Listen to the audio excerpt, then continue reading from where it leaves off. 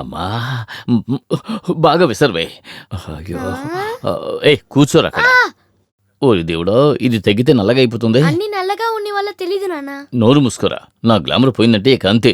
మీరు బాధపడకండి, అన్ని సర్దుకుంటుంది. కానీ కొంచెం రోజులు ఉంటాయి. నోరు మీరా. ఆ మర్చిపోవడానికి నాటు వైద్యంలో ఒక మందు ఉంది. అదేం కుదరదు, దీనికి ప్లాస్టిక్ సర్జరీ చేయాలి. ప్లాస్టిక్ సర్జరీ కంటే ఒక చోటు ఉంది నాన్న. నువ్వు నోరు మూసుకుంటావా? ఆ దొంగ ఎక్కడున్నా సరే నేను కనిపెడతా. దానికి అతన్ని పట్టుకోవాలి కదా. ఈ స్త్రీని లోపల ఇది వాడి పని. ఆ రోజు జ్యువెలరీ షాప్ లో వాడిని చూసినప్పుడే నాకు అనుమానం వచ్చింది. ఎప్పుడు మీ పోలీసులు చేసేది ఇదే కదా, దొంగ దొరకకపోతే దొరికిన వాడిని లోపలేస్తారు. కానీ క్రిమినల్స్ రీచ్ చేయడంలో నేను ఎప్పుడు తప్పు చేయలేదు. ఆ వ్యక్తి ఒక జెంటిల్మెన్ అని అనిపిస్తోంది. నీకు అలాగే అనిపిస్తుంది, కానీ డ్యామేజ్ అయింది నా మొహమే కదా. ఐస్ ఎక్కడే? అందుకనే అమాయకుడిని పట్టుకుంటారా? అవును, వాడు అమాయకుడు నీకెలా తెలుసు? ఏం లేదు. ఏం లేదా? అయ్యో పోదినా. Well done my boy, well done. దొంగిలించడమే కాదు, తప్పించుకోవడం కూడా నువ్వు నేర్చుకున్నావు. నువ్వు ఇంతకాలం చేసిన పనులకి నేను కూడా సాటిస్ఫైడే. ఇవన్నీ ఒక చిన్న సిటీలోనే ముగించేయకుండా కొంచెం వైడ్ గా చేయాలి. నువ్వు ఎన్టీ రామారావు వేటగాడి సినిమా ఎప్పుడైనా చూసావా? అందులో రావు గోపాలరావు ముఠ విదేశాల్లో కూడా ఉంటుంది.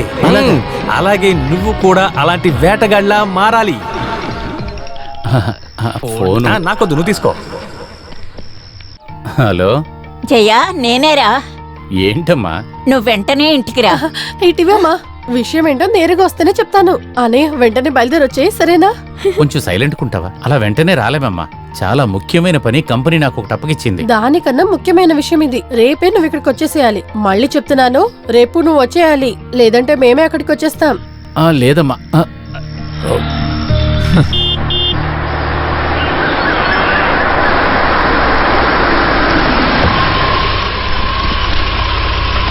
అమ్మా,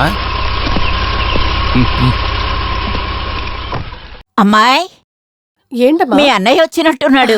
అమ్మా, సస్పెన్స్ లీక్ అవ్వకూడదు. అపాయింట్మెంట్ ఆర్డర్ చదివినప్పుడే తనకు తెలియాలి. తనకి ఎస్సీ సెలక్షన్ దొరికిందని. సంతోషంతో అన్నయ్య గంతేయాలి. అమ్మా వస్తున్నాన్రా. అమ్మా, ఏమైందమ్మా? నాకేం కాలేదు. అదివ్వవే. ఏమైందమ్మా? Congratulations sir. విషయం ఏంటో చెప్పు. చదివి చూడండి. ఈ ఒక పేపర్ చదవడానికి కోసం ఎంత దూరం రమ్మన్నారు? నేను అక్కడ ఎంత బిజీగా ఉన్నానో తెలుసా మీకు? ఏం రాసుంది? నేను పోలీసు అవుతాను. అన్నయ్య, ఏమైందిరా నీకు? నీళ్ళు ఎందుకో బాబు? ఏమైంది నీకు? ఏమైందిరా?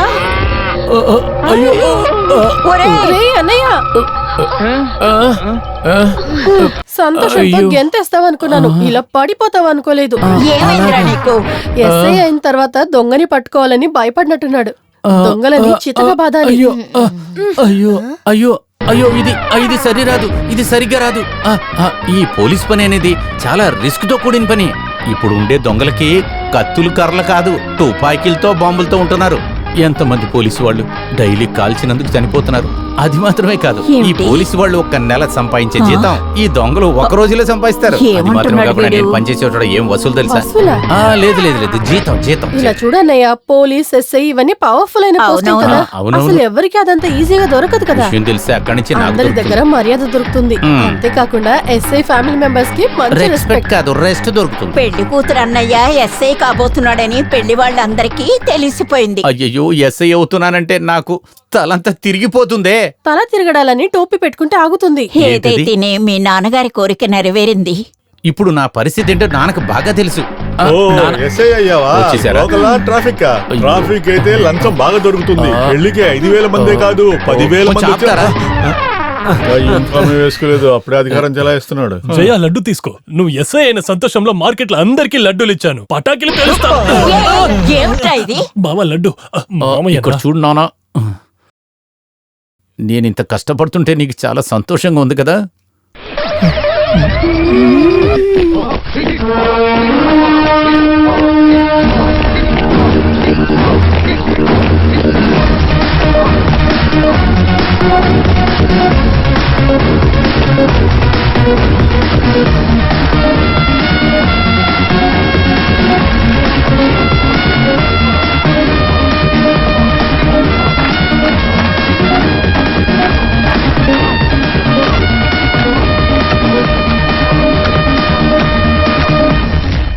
ఇక్కడ మీరు ట్రైనింగ్ ముగించుకుని రేపు ఒక పోలీస్ ఆఫీసర్గా వచ్చేటప్పుడు వీలైనంత వరకు న్యాయంగా ఉండడానికి ప్రయత్నించండి.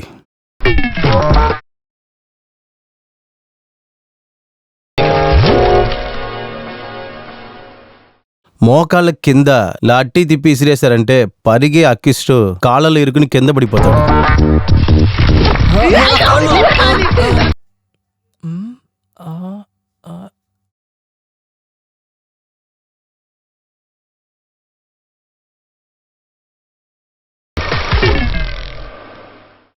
చివరిగా ఎంత రిస్క్ అయినా సరే ఎవిడెన్స్ అన్నిటిని మీరు ఖచ్చితంగా కలెక్ట్ చేయాలి.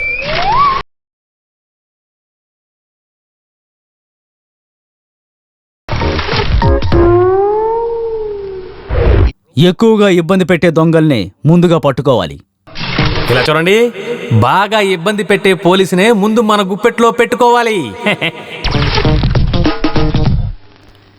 డ్యూటీ సమయంలో దొంగల మొహం ఎప్పుడు గుర్తుంచుకోవాలి. డ్యూటీ సమయంలో పోలీస్ వాళ్ళ మొహం మనకి గుర్తుకు రాకూడదు, ఎందుకంటే కాన్సంట్రేషన్ పోతుంది.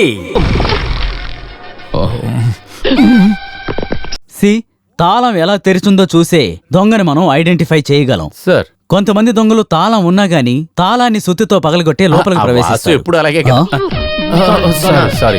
ఇకపోతే కిటికీ ఊచల్ని వంచడానికి కొన్ని మెథడ్స్ ఉన్నాయి. ఒక్కొక్కడికి ఒక్కొక్క మెథడ్ సార్, కానీ అది ఒక్కసారి ఇటువంటి ఈ కర్రను తీసుకొని ఇలా ఈ కిటికీలో పెట్టి ఇలా అన్నాను అనుకోండి, ఏ కర్ర అయినా ఈజీగా ఇరిగిపోతుంది. అది నీకెలా తెలుసు? కొన్ని రోజులుగానే నేను గమనిస్తూ ఉన్నాను. ఏం సమస్య నీకు? సార్ అది కొంచెం సీరియసే కదా సార్. ట్రైన్ ఈజీగా అడగట్లేదు, ఒక బ్రదర్లా అడుగుతున్నాను. నీ సమస్య ఏంటో నాకు చెప్పు, దాచిపెట్టద్దు. చెప్తాను సార్.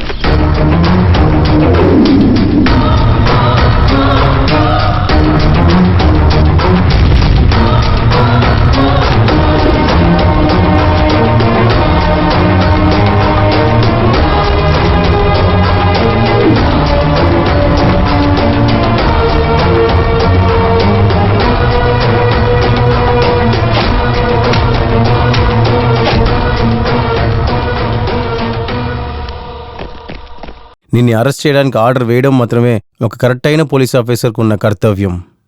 కానీ నిన్ను ఒక పోలీస్ ఆఫీసర్ చేయాలని నేను డిసైడ్ అయిపోయాను.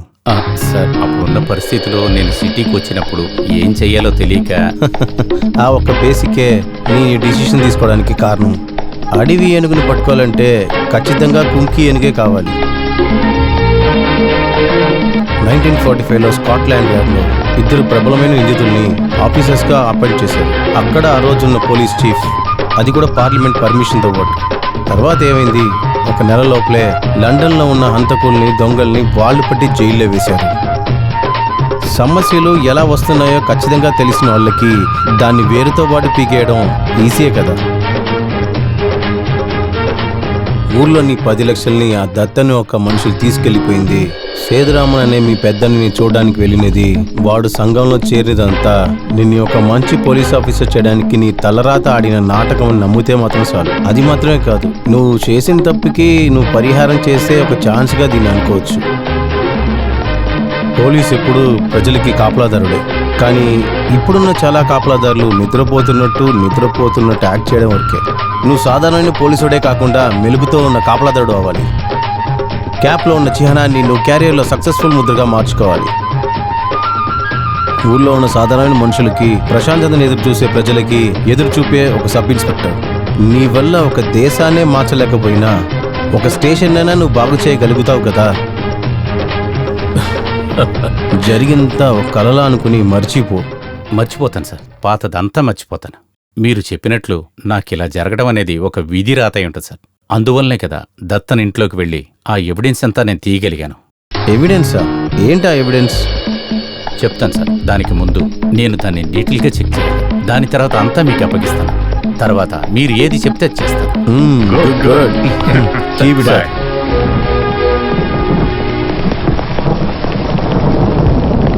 Congratulations mister Jayashankar. Thank you sir. Successful గా ట్రైనింగ్ అయిపోయిన వెంటనే పోస్టింగ్ ఆర్డర్ కూడా వచ్చేసింది. నువ్వు అదృష్టవంతుడివే. సార్, ఇదిగో. ఈశ్వరా. ఏ స్టేషనో తెలుసా? లేదు సార్. ఒక సబ్ ఇన్స్పెక్టర్ స్టార్ట్ చేయడానికి పెర్ఫామ్ చేయడానికి దీనికంటే మంచి స్టేషన్ ఈ స్టేట్లోనే లేదు. ఎక్కడ సార్? తిరుపతి. ఎక్కడ? తిరుపతి.